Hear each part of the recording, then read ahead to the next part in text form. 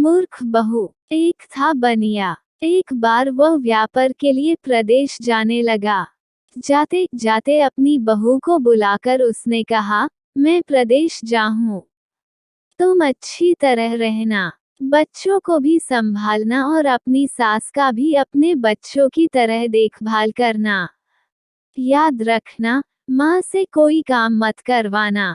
बहू ने बोला, ठीक है, मैं आपकी बात समझ गई, मैं वैसा ही करूंगी जैसा आपने बोला है। आप आराम से जाइए। बहू ने बात ध्यान में रखी। बनिया तो चला गया। बहू ने दूसरे ही दिन मांझी से कह दिया, मांझी, आपके बेटे मुझसे कह गए हैं कि माँ को अपने बच्चों की तरह संभालना और उनको कोई काम मत करने देना। अब आप घर का कोई काम मत कीजिए। आप तो इन बच्चों के साथ खेलिए, खाए और मौज करिए। मांझी गहरे सोच में पड़ गई, फिर बोली, बहू, ठीक है, अब मैं ऐसा ही करूंगी। कुछ दिनों के बाद बहू ने अपनी बेटी के कान छिदवाया। उस समय बहू को अपने पति की यह बात याद आई कि माँ को बच्चों की तरह ही संभालना है, इसीलिए बहू ने मांझी के कान छिदवाने की बात सोची।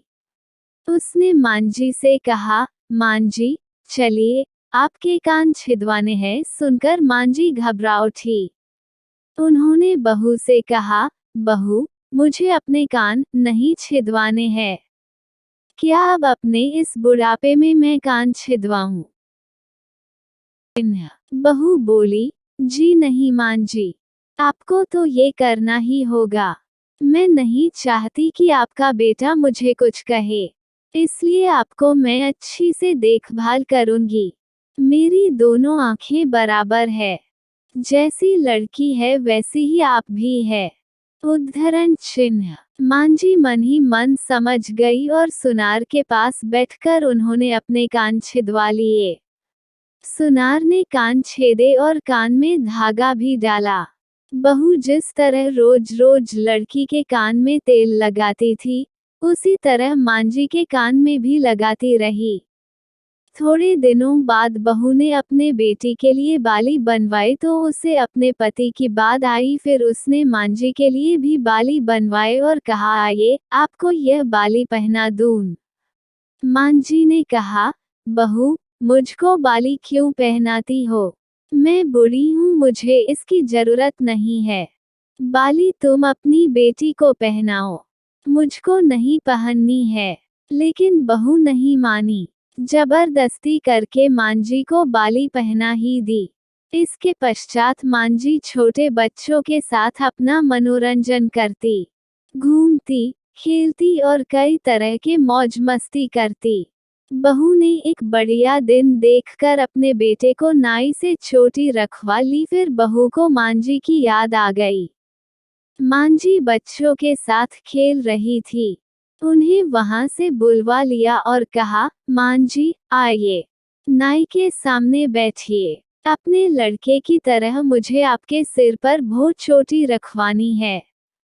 जब गोविंद की चोटी रखवाई है तो आपके क्यों न रखवाऊं? इसलिए आप जल्दी आइए। मांझी ने बहू को बहुत समझाया, पर बहू टस से मज न हुई। आखिर मांझी नाई के सामने बैठी और उन्होंने अपने सिर पर चोटी रखवाई। बहू ने गोविंद को और मांझी को जो बोला वही किया उनके साथ। बाद में बहू रोज मांझी की चोटी में तेल डालती, चोटी गूंथती और सर पर ओढ़नी डालकर मांझी को बच्चों के साथ खेलने के लिए भेजती। जब खाने का समय होता तो बहू उनको आवाज देकर बुलाती है। ऐसे ही रोज का हाल था। जब बेटा घर वापस आया तो सबसे पहले उसने बहू से माँ के बारे में पूछा कि माँ कैसी है और कहाँ है, मुझे उनसे आशीर्वाद लेना है। बहू ने बताया, मांझी तो बच्चों के साथ खेल रही है, यही कहीं होगी, आ जाएंगी। बेटे ने पूछा, क्या कहते हो? माँ गली में खेलने गई है। गली में तो बच्चे खेलते हैं, क्या बुद्धि माँ कहीं खेलने जाती है? बहू ने कहा, मैं तो माँ को खेलने भेजती हूँ, आपने कहा नहीं था कि माँ को बच्चों की तरह रखना। मैंने तो लड़की की तरह ही माँ के भी कान बिंधवाए हैं और कानों में बालियां पहनाई है। जब लड़के की चोटी रखवाई, तो मैंने माँ की भी चोटी रखवा ली थी। जब मैं सबको खेलने भेजती हूँ तो माँ को क्यों न भेजूं? मुझको सबके साथ साथ एक सा व्यवहार करना चाहिए। पति समझ गया कि उसकी मूर्ख स्त्री की अकल का दिवाला निकल गया है। बाद में पति के कहने पर बहू ने माँ को पुकारा। मांझी गली में से खेलती खेलती आई और अपने बेटे को देखकर उसकी आंखों में आंसू छलछला आए। माँ की हालत देखकर बेटा भी दुखी हो उठा। बहू की मूर्खता के लिए बेटे ने माँ से माफी मांगी और बहू को बड़ी उल्टी सीधी सुनाई। ये वीडियो कैसी लगी आपको कमेंट करके जरूर बताएं और हाँ, चैनल पर नए हो तो सब्सक्राइब करना न भूलें।